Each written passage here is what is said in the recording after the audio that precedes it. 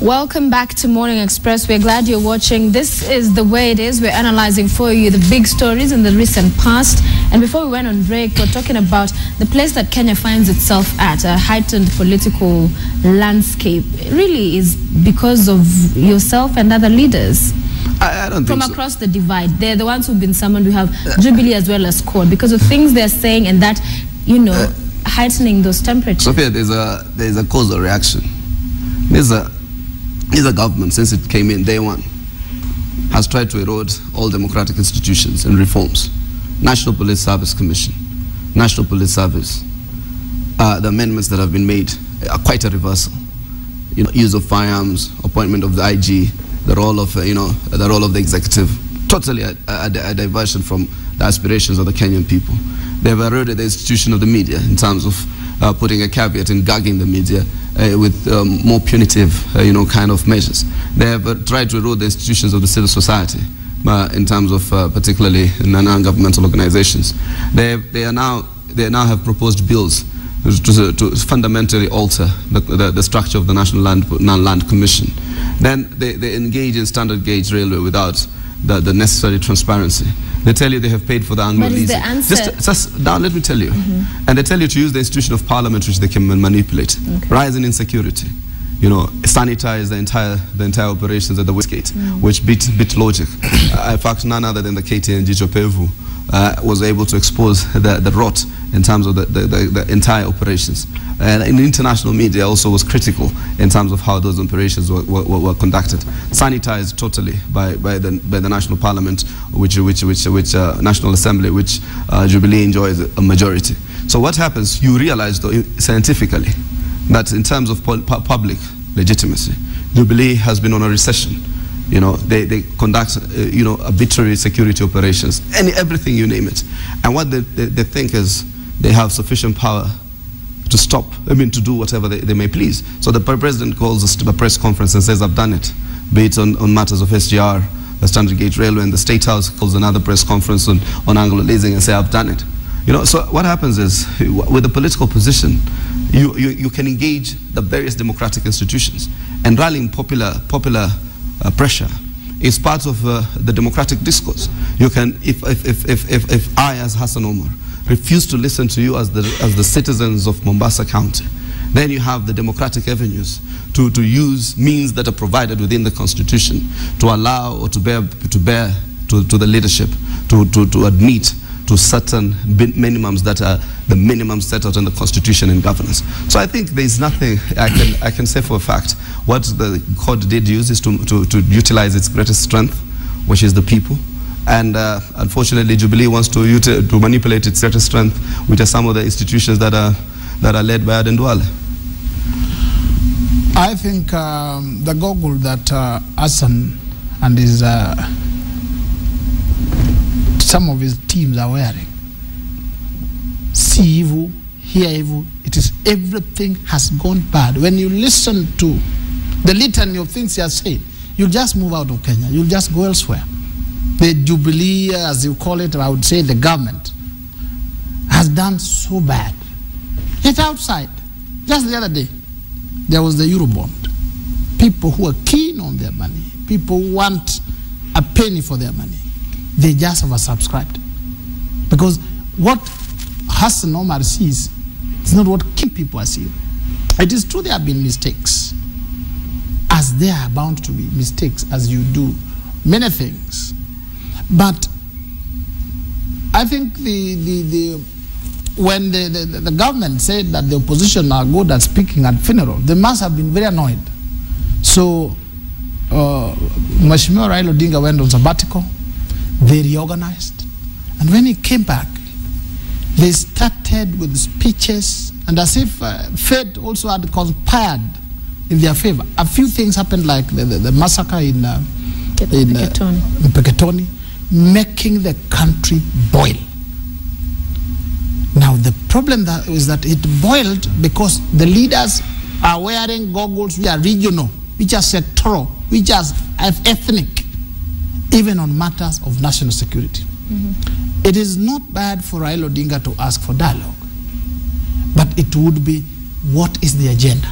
If the agenda is we have to disband IEBC. If the agenda is to operate outside the constitution, then there are other questions come in, and that is not good for the country. We have to get to work. You correct the mistakes, you get to work, you allow Kenyans who are in Kiambu or Nyandarua, in Kisumu, in Siaya, to operate without negative ethnicity. Now that, I would say, your side, with the rallies and the noise, you can't have progress. And we urge people for now. Calm down. I once remember Manoa Sipisu sent a message, Sophia. I think he might be watching this program, and I think that advice is more opportune for the president, because I think he's the one who's been operating like a parochial person who's not been able to realize that the elections are over and that there's a diverse country, and he needs to rearrange the ethnic structure and be able to reflect regional diversity. This is the demand of the Constitution. It is the demand of every citizen of this country, so that this nation can attain that balance of stability and ethnic harmony. But members of CORD have been talking about, Alado was arrested talking about changing leadership, swearing in somebody else. See, what happens is others that have gone that way. What happens is there's a hierarchy of decision making in our systems. So if there's a remark that is made there, it should not be taken. There are certain people who, you're the media, for heaven's sake. I attend a press conference, and I would say something. It depends on the tiers of press conference. When I say something, so there are people who shouldn't listen to. No, just a minute. When I say something, then there's Raila, there's Kalonzo, there's Mutangula. It is likely that you will feature that cadre. Then when I attend certain press conferences and there are a litany of senators, then there's a likelihood I will get featured. When I'm in Mombasa County, there are people who do themselves in speaking, but the media already has a preset notion that is the governor and the senator. And these kind of things do replicate. So I think in terms of the hierarchy of CORD, I was once told by a media person, who is saying it? What is he saying? And so the consequence or the impact, we taught this in KMC and other media school, journalistic schools. So I think you all know that some of these things is hogwash. So that's said and done. So let's not use one little theater, isolated event to actually reflect that is. It's one isolated event. That is the view of Raila Odinga or the third coalition. But that said and done, just let me finish this. There's a pontificate kind of strategy the Jubilee coalition is using, seems to be purely because whenever you're in power, you have a propaganda age. And that's why the opposition needs to do a lot more. They have literally embedded quite a number of the mainstream media houses. Raila says something, Uhuru gets a broad coverage. The next day, there's a response.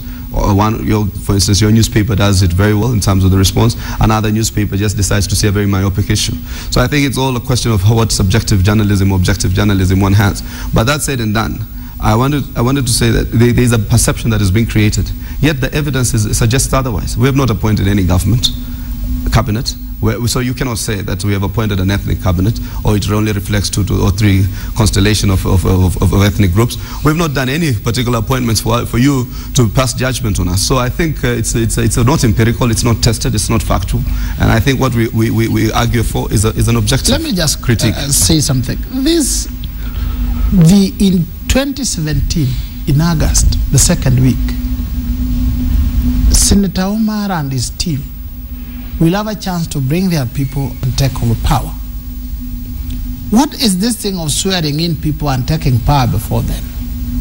Do we write a new constitution? These are the things that are heating up the country, making people feel, are we going to have bloodshed? When you already say Saba Saba should be a holiday.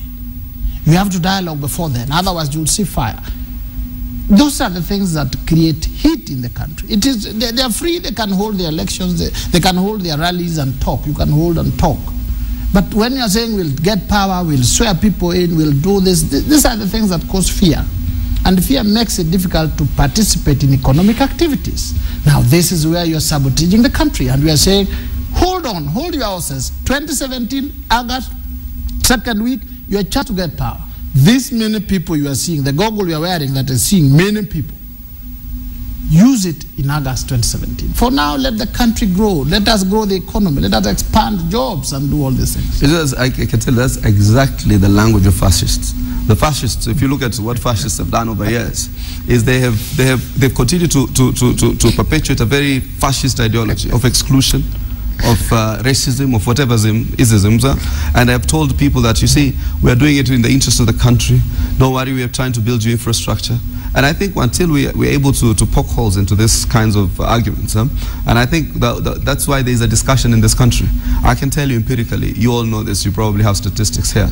The confidence level in this government has slipped fundamentally. Just the other day you released some pollings that are scientific, you know, in terms of security, in terms of the reversal, in terms of, you know, coast region, northern Kenya, you name it.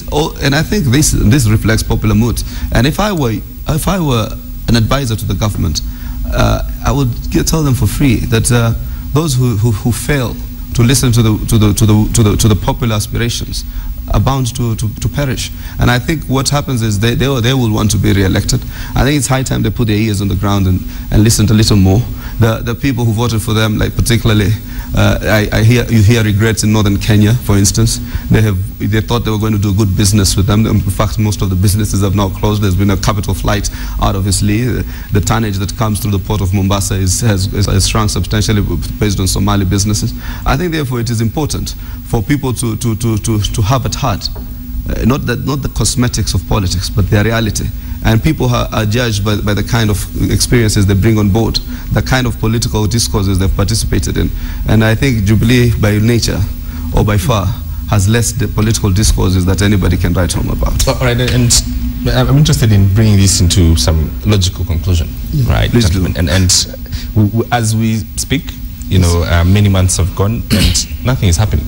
You're right. The Kenyans who don't have employment today don't have employment. Yes. To the children who we promised laptops, don't have the laptops. We're speaking and we're saying, well, we want dialogue, we don't dialogue. You know, others are proposing what that means, but nothing is happening, generally speaking, for the real Kenyans. As we talk about rallies or no rallies, nothing is happening. And that is the truth of the situation. And prayers. Or rallies or prayers, whichever you prefer. Now, I think it would be very wrong to say nothing is happening. Now, What has happened? Weda, right, happening now. More power to Kimayo. Let me give you I thought the other day we were celebrating the commencement of the railway. It will take 3 years to do it. It doesn't take a day. That we must give a chance. That is why elections you are given 5 years.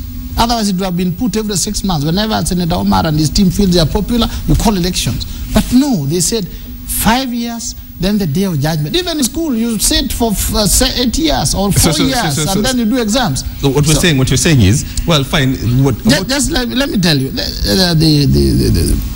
you have seen the railway. No. We have done a 1.8 Weda, I'm not interested in you tabulating what has happened or what the Jubilee government is putting on. We're talking about the Kenyan today, all right? To the Kenyan today who didn't have work yesterday, last month, doesn't have work today. That is true. Yes. So let's bring it down to the normal Kenyan. It's good to talk about the big things. Yes. All right? Yes. But to the normal Kenyans, who are many? Okay? Yes. That is what the purpose of government and politics should be. Yes. And we are not offering any solutions to this. Now, and that is the problem that I have today. Let me ask you, what do you mean you are not offering? For you to create jobs, you must do certain things. There are certain economic dynamics. You must improve infrastructure. That is happening. For us to have food, you must have policies and you must put in money. That is happening. I've said here about the laptop. I said here in this program that if I was the president that time, I would have said, hold on. We still don't have enough money. We still don't have enough infrastructure. It will come. Let's say in the last year of Jubilee time. And if it doesn't come, we will ask for another 5 years to implement it. Because you put priorities. You put this is priority number one. For now, there's job creation, there is food, there is security. In your mind, I want to get before I get this. Just in Swahili terms, jambo jema onekana asubuhi or something like that. That's in Mombasa, but you cannot tell me when it. You see now that's derogatory. In Mombasa, it influences the Kiswahili you speak. Trust me. That's said and done. When they always whenever you cannot be here quoting boy and man, boy and girl. And then you see one is a drunk, he's reckless, she's drunk, she's reckless, and say maybe one day she will change. Once we get married, and then the situations just must multiply. Jubilee has that what we call foolish hope. that, you know, we're not doing well right now because it's so early into the day, so we will do it eventually. But by the time you're doing it, you have lost literally your entire political legitimacy and constituencies that you would have rallied that popular support. I think politics is partly managing that constituency. But sorry, I just wanted to respond to that. You were asking something else. Well, my point, let's just finish and drive this home. Yes. The point is, whether we are on for the rallies or the prayers or whatnot, the normal Kenyan today, as his or her life, is it better in your perspective from where you sit? Say the life of the normal Mwananchi is far much better today than it was a month, a year ago. Can you say that? Because that's what I'm interested in. I can say that as we stand today, things are not very rosy for the normal Mwananchi. There is runway insecurity that has resulted into many other issues. Loss of jobs instead of creating jobs. So why are you not fixing that? It is being fixed. Security is not fixed like eating mandazi. Security is not fixed on press conference and on Twitter. But you have seen the other day, the other day when the government went to flush out problems in Isili, he was here making noise. You can see some progress. When Raila's, just a minute, when Raila and Kibaki's government realized that Al-Shabaab were finishing the country through piracy and whatever, they even decided that time that the best option is to go to Somalia and flush them out. That was Mheshimiwa Raila and Mheshimiwa Kibaki. They did it. And it is coming slowly. You can see. Now, it is not something which is fixed in a day. And once you lay a basis for progress. That basis involves sacrifices. But you look at the indicators. If you look at the budget, you see the indicators. Can I say and you can say we are moving. If we sort out security, we move to food. Let me say something. Yes. Moi, Kibaki, Raila regimes had equally had security challenges in terms of the capacity, in terms of the investment, in terms of the sophistication. But we did not say runaway security, because security is managed in its duality, proactive and reactive. The Jubilee administration is simply reactive. There's a proactive sense in security, where you do not antagonize the people who you require support from, where you create certain positive dynamics in terms of giving real hope to people through justice and equity, and for people to feel ownership of the country. So they have failed drastically in terms of promoting. And it's not just about extra security cars and a few other things. But I wanted to come to another thing, and then I want to put this debate forward. Because I think when we sometimes say that we need to de-ethnicize our governments, is to divorce our governments from ethnic emotions. What is playing out in the ICC is, for me, a very dangerous pointer. That people can sit somewhere and conspire to fix somebody. Yeah? Because I was accused of these allegations. It was a very tormenting moment. But I'm seeing now facts coming out, which I think we almost had some kind of view at that time of what could have transpired. And if you look at the litany of people, these are emotions. Tomorrow, if let's say there was Raila with a purely Luo regime, you will have found probably them fixing somebody else from another group. And I think it's very, very important for us to take these signals very, very, very, very critically, because they must inform, because we must divorce our nations from emotions that are either regional or ethnic or whatever false emotions, by putting independent avenues of management of organs of national security and the government in its totality. So I would come back to the issue that I was conversing with Ambrose, and the question that I would ask again is, if from your perspective as an elected opposition senator, all right, from Mombasa County, is the life of the normal Kenyan today better or worse? I can say the life of the people in Mombasa particularly is worse off. We've closed down hotels, we've sacked them. Now there has been alternatives towards creating alternative employment. We've been engaging with DFID, the Adam Smith, so that we can be able to nurture youth. I know some of my colleagues in the National Assembly, Abdul Samad and the rest of them, have started Skills Mtaani. We've tried to open up small little avenues for microfinancing, building SACCOs towards, particularly to bridge the gap in terms of transportation. So there are little things that we have done, but when we are trying to create employment, we are losing other forms of livelihoods. And I can tell you with an emphatic no that as much as we have a lot to hope for, there is very little that has happened. So the question that begs then is, what is the role of opposition then? all right, or from where you sit, what is the role of yourself and among others to say, well, today we don't have government, all right, but our people are suffering, things are not working. When do you hold the hand of the government? That's where we need to have an agenda that is national. That's why we thought, what are the strategies? And that's why you bring me to the most important element right now in terms of the national dialogue. Let us bring and tease out these issues. What are our failings in insecurity? What are we doing in terms of job creation? What are we doing in terms of devolution? How much resources need to go to the county? How much resources need to be devolved to the county? What are we doing in terms of the diversity of the country? In fact, even auditing individual county governments, which I have read in one of the papers today, have ignored minorities in terms of the composition of those governments. Therefore, we need an audit of this in this country, and that audit will help us. Ethnic audit, audit in terms of our actions, audit in terms of the constitutional implementation, which Nigeria is not doing very well. It just gives broad political statements all other times and under the cover of the CIC. So we need to do all these types of audits so that we can be able to now make a case in terms of moving forward.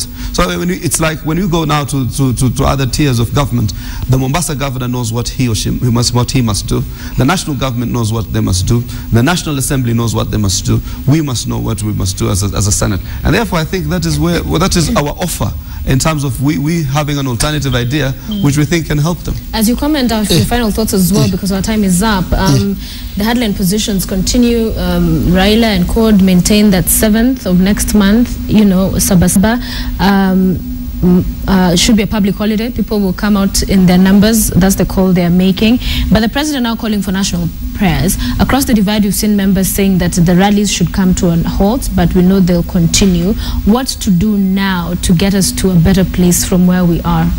Weda. 3 things. Reacting on what the litany of things you said, it's good to say them on national television.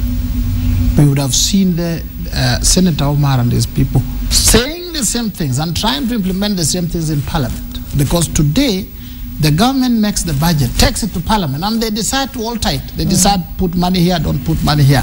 That has not been done. All these policies they're talking about are only good for the television. But where we're supposed to do them, we are supposed to push them, they are not doing it. 1. 2, this country has always relied on prayers and needs prayers. I remember when Senator Omar was still in school and we had a long drought, President Moi called for national prayers. Immediately the prayers were over. It rained. 1. When Kibaki came into power, let me just finish, and they started losing his people, his ministers, and they were dying every week. We call for prayers. This one, we call for prayers. For prayers. Yes. It ended. Just before the last year's elections, we actually feared we would kill each other. We called for national prayers. And we did kill each other. And we did kill each other. Right. Sometimes you seek divine intervention. When things are so bad, especially... My problem with that line of thinking, Weda, is this. 1, I'll tell you for sure. It's very right wing. Hang on. It's right wing. We elect people in government right wing. Not to do the work of God. Yes. Right? Yes. We elect you for responsibility. Yes. The protection of Kenyans is not only your responsibility, but it's your duty. Yes. Okay? That is why we elect people in government. Agreed. Otherwise, we would have elected God. Agreed. Let me tell you, when people, just like you have seen in Wajir, people butchering each other. There should be a press conference tomorrow by the president. Listen, some of these things you need to talk to people's hearts. You need to call God and say, talk to them. This boundary you are talking about, especially when you see land in Northeastern, it is big and unoccupied. Yet people choose to kill each other. I don't know, for imaginary whatever. For me, James Smart. So let me finish. Then thirdly, the calling Saba Saba a national holiday.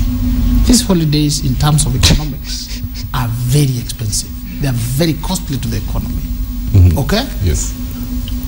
I see no problem with Mheshimiwa Raila Odinga calling his supporters, and then they go and talk, and they finish, and they leave. And our Jubilee government, or our government, not Jubilee, giving sufficient security, hoping that the Al-Shabaab and the other terrorists will not come and throw in a few grenades in there, so that they finish and talk. But they talk and finish. But when you are calling for a national holiday, when you are saying we are going to swear in the president, when you are saying we are going to have a change of government, then you create fear. This fear hurts and makes it difficult governing. Finally, I would like to tell Kenyans, you kill each other, you hurt each other, you abuse each other. But tomorrow you'll see Raila Odinga, Mheshimiwa, you'll see Uhuru Kenyatta having tea and smiling. Tomorrow you'll see Uhuru's daughter marrying Raila's son. Tomorrow you will see Duale's son marrying so and so. Yet you have killed each other and you are buried. Right. We are one people with one destiny. Let us not lose it. Finally, sir. I think personally, I thank my God. I pray 5 times a day. I don't need to be called into some kind of a hall or bombers of Kenya. As much as we might do this to just elite grandstanding, I think if you talk to many people who enjoy who admire this discourse, you just see a litany of dishonest, hypocritical leaders who talk about all kinds of great things because KTN is transmitting them live. Let's do the real things, the bolts and nuts. Let's get real here. Let's not get spiritual and all this things like that. I think what Sophia, I just want to correct you. Hardline Saba Saba is not a hardline position. It's just a position that we feel that particular date is significant, and it simply is a launch pad for the programs that we want to undertake. Hardline in terms of the rallies, because some of your members have called for the rallies to be stopped. Most of those members, if you looked at the profile of those members who've been saying our rallies must stop. There were people whose faith in the Jubilee coalition, in the coalition, was neither here nor there.